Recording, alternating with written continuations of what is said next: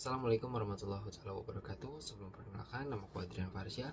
Pada kesempatan kali ini aku akan menjelaskan jawaban terkait pertanyaan pada ujian tengah semester mata kuliah multikulturalisme, di mana pertanyaan pertama itu adalah menjelaskan definisi multikulturalisme itu sendiri sebagai suatu kondisi sosial maupun sebagai suatu kebijakan.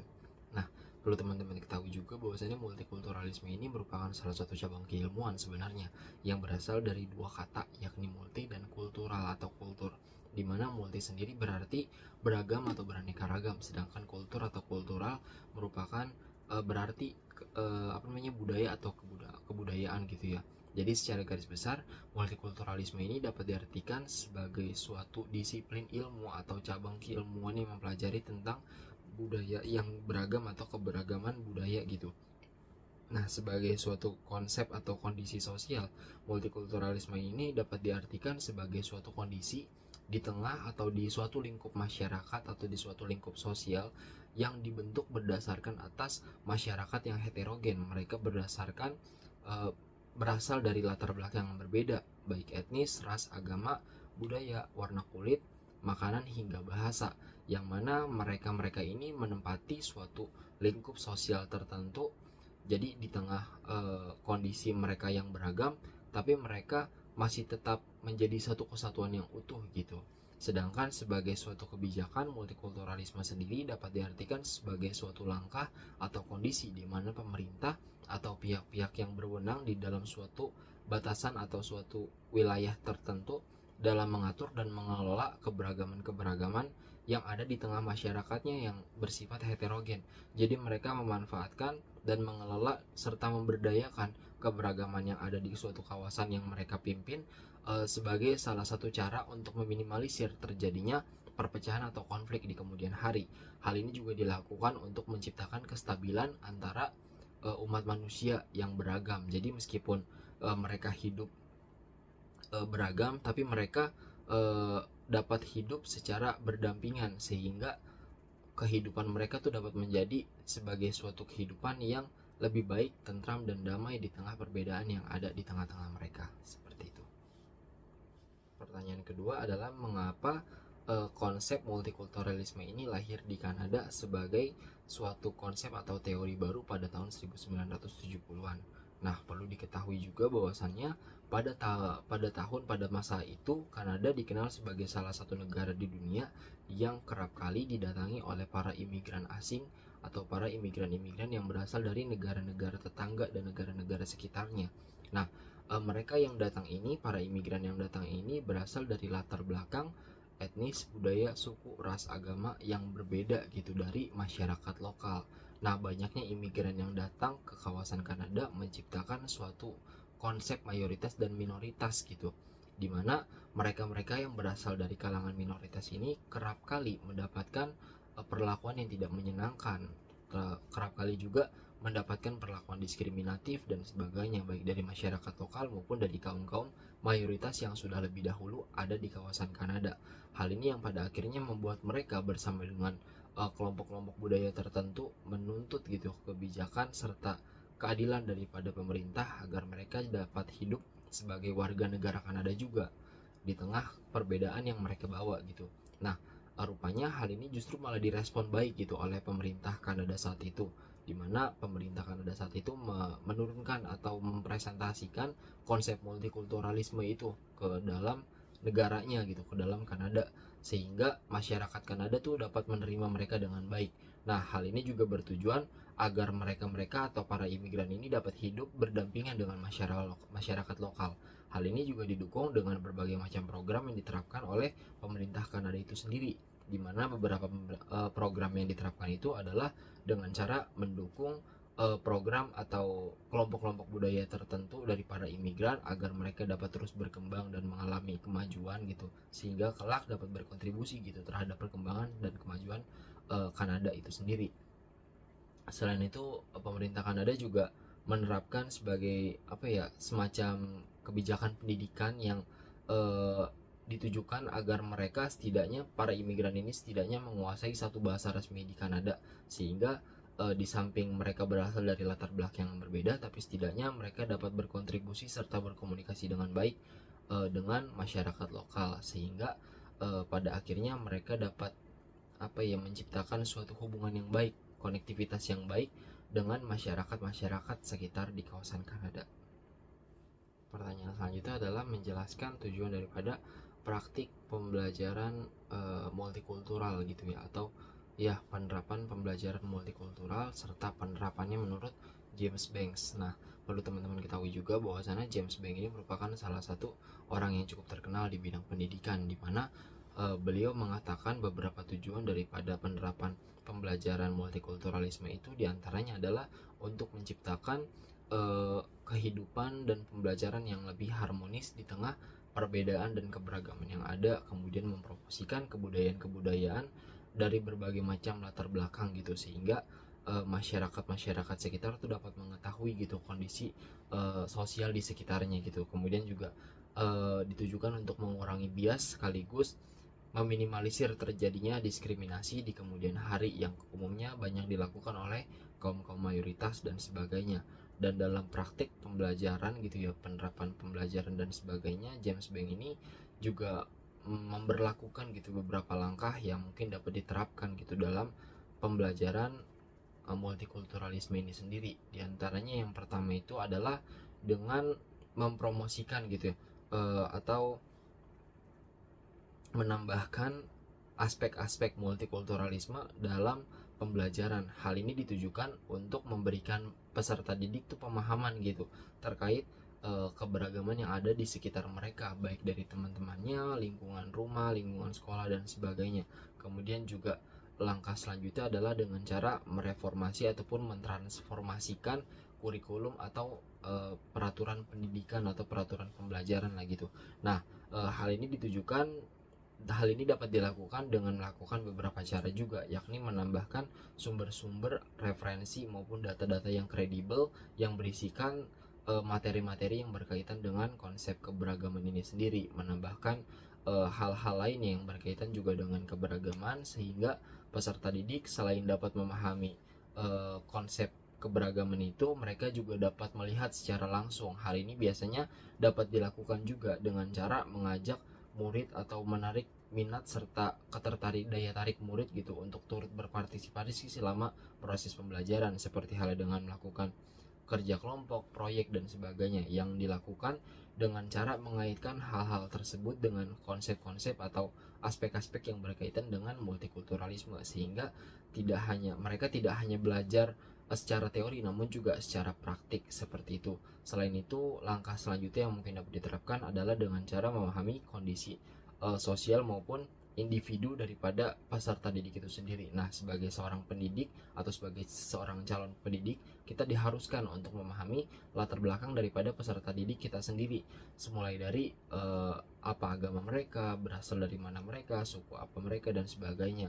Nah, hal ini ditujukan agar nantinya para pendidik atau tenaga pendidik ini dapat menyesuaikan diri dengan baik selama proses pembelajaran berlangsung gitu, sehingga pendidik ini dapat memberikan kesetaraan gitu pembelajaran terhadap peserta-peserta didiknya. Jadi meski mereka berasal dari kalangan, dari golongan atau maupun latar belakang yang berbeda, mereka tetap memiliki hak yang sama atau kesetaraan yang sama dalam memperoleh ilmu atau pengetahuan dari tenaga pendidik. Selain itu, tenaga pendidik juga dapat menjadikan informasi tersebut sebagai salah satu media ataupun faktor untuk menentukan apa sih yang mereka butuhkan, apa yang dibutuhkan oleh peserta didiknya, sehingga nantinya pendidik ini dapat menyesuaikan diri dengan baik, sehingga pada akhirnya dapat menghasilkan atau mengeluarkan output yang sesuai dengan apa yang menjadi tujuan pendidikannya. Baik, soal selanjutnya adalah menjelaskan alasan mengapa Indonesia perlu menerapkan sistem pendidikan multikulturalisme dan kebijakan-kebijakan apa sih yang mendasarinya. Nah, sebagaimana yang kita ketahui juga bahwasannya Indonesia kan dikenal sebagai salah satu negara yang heterogen ya, masyarakatnya yang beraneka ragam dari berbagai macam latar belakang yang berbeda, baik dari segi agama, etnis, ras, budaya, warna kulit, makanan hingga bahasa, yang mana pada akhirnya hal ini menjadi salah satu alasan mengapa Indonesia ini dijuluki sebagai negara yang memiliki kebudayaan serta ragam budaya yang melimpah gitu ya. Nah, karenanya penting gitu bagi Indonesia untuk memperhatikan dan menerapkan konsep pendidikan multikulturalisme ini. Nah, hal ini ditujukan juga bukan tak beralasan, di mana pendidikan multikulturalisme itu perlu gitu untuk diterapkan di Indonesia dengan beberapa tujuan. Di antaranya adalah untuk menghindari dan meminimalisir terjadinya konflik maupun perpecahan antara eh, kalangan atau kelompok yang berbeda gitu. Terus juga hal ini dapat ditujukan untuk menciptakan kestabilan dan kerukunan di tengah masyarakat yang beragam, menciptakan persatuan dan kesatuan dan sebagainya. Nah, selanjutnya berbicara soal aturan kebijakan yang mendasari praktik pembelajaran atau pendidikan multikulturalisme ini di Indonesia sebenarnya cukup beragam, seperti halnya yang bisa kita lihat di dalam Undang-Undang Dasar Republik Indonesia tahun 1945 pada pasal 18B ayat 2 gitu ya, Undang-Undang 1945, yang menyatakan bahwasannya setiap orang itu memiliki hak gitu untuk memeluk agama dan kepercayaannya masing-masing gitu, dimana mereka bebas gitu untuk melakukan kegiatan-kegiatan aktivitas peribadatannya. Kemudian juga hal ini tentunya berkaitan gitu ya dengan hak-hak mereka sebagai seorang manusia yang independen di dalam suatu negara, seperti itu. Selanjutnya juga hal ini dapat kita lihat dari Undang-Undang Dasar Republik Indonesia juga pada nomor 20 tahun 2003 gitu ya, tentang Sisdiknas. Kemudian juga pada peraturan pemerintah nomor 19 tahun 2005 tentang pendidikan multikulturalisme dan sebagainya. Kemudian juga peraturan daripada Kemendikbudristek sebagai istilahnya pedoman gitu ya terkait pelaksanaan pendidikan di Indonesia, dan aturan-aturan lainnya, yang mana aturan-aturan ini ditujukan untuk mencegah terjadinya perpecahan juga terhadap istilahnya lingkungan Indonesia yang notabene itu dihuni oleh berbagai macam masyarakat yang heterogen gitu. Hal ini juga ditujukan untuk menciptakan pembelajaran dan praktek pendidikan multikulturalisme yang mudah untuk dipahami dan mudah untuk diterapkan, sehingga hal ini pada akhirnya dapat menghasilkan output yang sesuai dengan apa yang menjadi tujuan daripada pendidikan di Indonesia. Nah, salah satu halnya itu adalah untuk menciptakan kehidupan yang penuh dengan toleransi, kemudian untuk mempersiapkan para peserta didik atau generasi-generasi muda dalam rangka menghadapi masa-masa yang akan datang, yang diketahui bahwasannya sebagai warga negara internasional gitu ya, nanti kita gitu ya sebagai warga negara akan turut berpartisipasi juga dalam kehidupan global, sehingga dengan praktik pembelajaran multikulturalisme ini ditujukan agar nantinya generasi muda juga dapat berkomunikasi, dapat saling bersaing, dapat saling berinteraksi dengan masyarakat internasional. Selanjutnya pertanyaan yang kelima adalah mengenai cara saya dalam menerapkan nilai-nilai ataupun poin-poin multikulturalisme atau pendidikan multikultural dalam praktik pembelajaran sejarah pada beberapa tema. Dan tema pertama yang akan saya angkat adalah sejarah Indonesia gitu ya pada masa Hindu-Buddha. Nah, terdapat beberapa langkah yang mungkin akan saya terapkan gitu dalam praktik pembelajaran sejarah gitu pada masa Hindu-Buddha ini. Di antaranya adalah dengan cara mengakui serta menghargai kebudayaan dan keberagaman yang ada. Nah, sebagaimana kita ketahui juga gitu ya kan, bahwasannya agama Hindu-Buddha menjadi agama yang cukup terkenal gitu di Indonesia, cukup banyak juga dianut dan dipeluk gitu oleh masyarakat Indonesia yang notabene amat sangat beragam ini.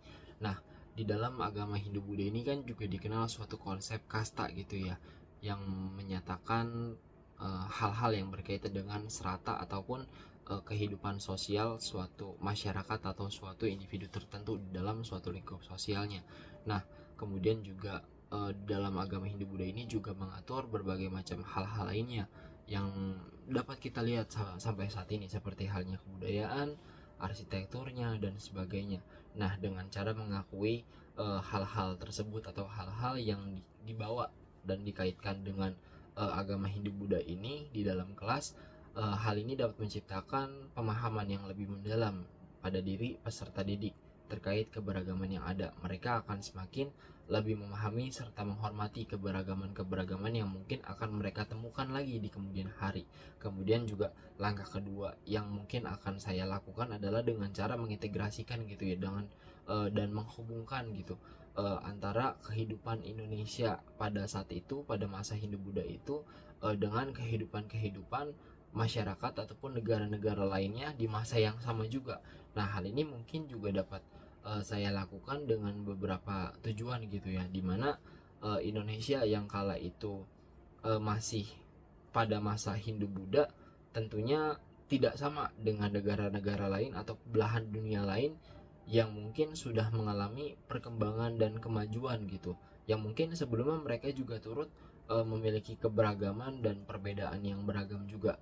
Nah, dengan cara mengintegrasikan dan menghubungkan antara kehidupan Indonesia pada masa Hindu-Buddha dengan kehidupan negara lain di masa yang sama, hal ini ditujukan untuk memberikan peserta didik pemahaman pula tentang bagaimana masyarakat-masyarakat di luar sana dalam menghadapi perbedaan dan keberagaman yang beraneka ragam tersebut, sehingga mereka dapat bertransformasi ataupun dapat berubah gitu dari masa ke masa. Nah, hal ini ditujukan juga untuk pada akhirnya agar mereka ketika generasi-generasi baru ini dapat memahami gitu kondisi Indonesia yang mungkin akan terjadi di kemudian hari, jikalau mereka lebih banyak memahami tentang perbedaan dan keberagaman yang ada di sekitarnya dan sebagainya.